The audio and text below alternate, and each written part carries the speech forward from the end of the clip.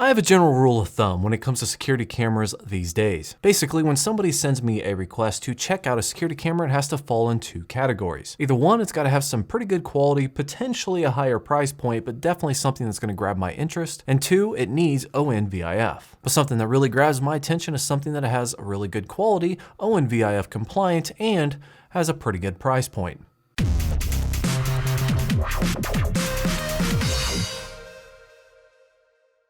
What's up YouTube, Jason here with Byte My Bits, and in today's video we are checking out a dome security camera by WGCC. But hey, before I jump into that guys, make sure to check my description down below if you're interested in a VPN service. I'm actually an affiliate with NordVPN, so my link gives you some pretty awesome discounts if you want to sign up for it. Now I'm not going to waste my time and say it's faster than this or better than that. Instead I'll say this, they give you 30 days to try it out. If you don't like it, they give you all your money back.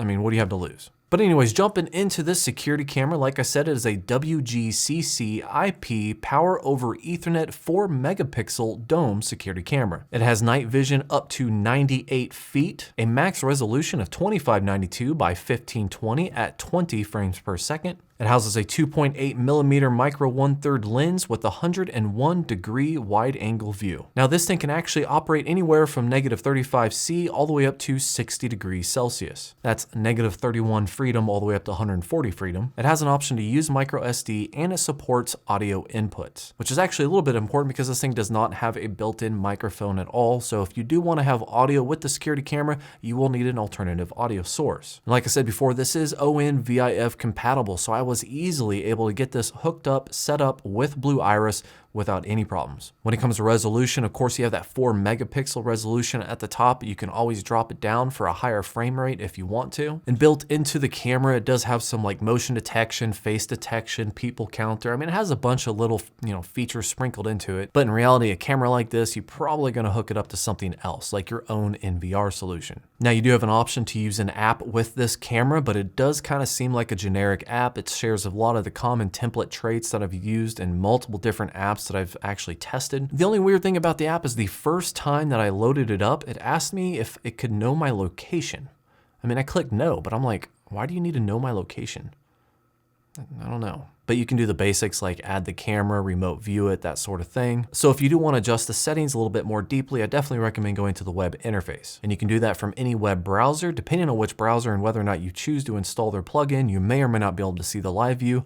I opted to not because I hate installing a bunch of random plugins from China, but still, that is an option. Either way, from this screen, you will have the ability to change a lot of different things with it, including the resolution, the bitrate, the clarity, just all kinds of stuff. So with all that out of the way, let's get to the meat and potatoes, and that is the quality. How good does this camera look? And rather than relying on my opinion, I will just show you. Here you can see a daytime view of my backyard. I actually mounted this camera on the side of my house to kind of keep an eye on the side of my house leading up to the trash cans, and that actually goes around back to my back door. So mounted here, we're looking at probably 10 feet in the air. You can see how the quality looks when I am far away from the camera. Also, you can see how it looks when I get closer. A lot of things that I noticed though are the background is clear, the grass is green. I mean, the colors are just good. Everything seems pretty sharp and overall a pretty good picture. So when it comes to daytime, well, this is actually a pretty good camera. Now, when it comes to nighttime, I say it's still decent. It doesn't have the longest night range vision as others do, so maybe it doesn't have as high powered as a night vision, but overall, I am definitely not disappointed with the night vision. But hey, with this demo, you can see how it looks when I'm, let's say, I don't know, 20, 30 feet away, all up till about, I don't know, 10, 15 feet away. This should give you a pretty good idea what it would look like in a real use case scenario, being mounted up possibly on a ceiling, maybe even possibly a high 10-foot ceiling, or in my case, outside of my house. But either way, for the cost of this camera, this looks pretty good. Now, when it comes to reliability, I've actually had this camera hooked up for, I want to say about a week and a half. I've been kind of moving it around a little bit, and this final resting place, as it were, I think it's been there for about 5 or 6 days. But reliability has kind of been a hot topic for me because I've been dealing with a lot of Reolink cameras, and they have issues kind of cutting their signal and just falling off for some random reason. So I definitely keep an eye on the logs and look at those cameras and see if there's any dropout at all. And I can happily say that with the WGCC cameras, I have not had one single dropout, and that is awesome. And I kind of stuttered there because now that I think about it, I think the WGCC in that email, that person told me that they actually manufacture the Reolink cameras. So that just kind of goes into play of like, are the Reolink cameras having an issue, or is the software that's on top of the Reolink cameras having an issue that make all the Reolinks drop out? Not really sure. At this point, don't care. I'm just kind of done with them. But hey, back to the WGCC. It is cheap, it's reliable, it's got pretty good quality, and it's power over Ethernet, so it's easy to wire. It doesn't have audio, but it does have audio inputs. So, I mean, you could have audio. Either way, as a whole, for the price of this camera, I am definitely impressed. If you guys want to learn more about it, including more technical specifications, make sure to check out the description down below. There you'll find an Amazon link that will give you an up-to-date pricing along with any other sales pitch that they might want to give you. And again, with the NordVPN, 30 days. You don't like it, full refund.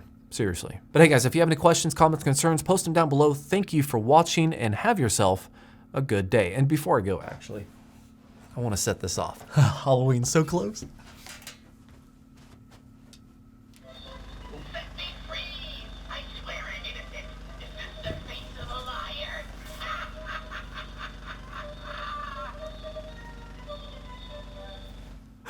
Oh, that is so stupid. God, I can't wait for Halloween.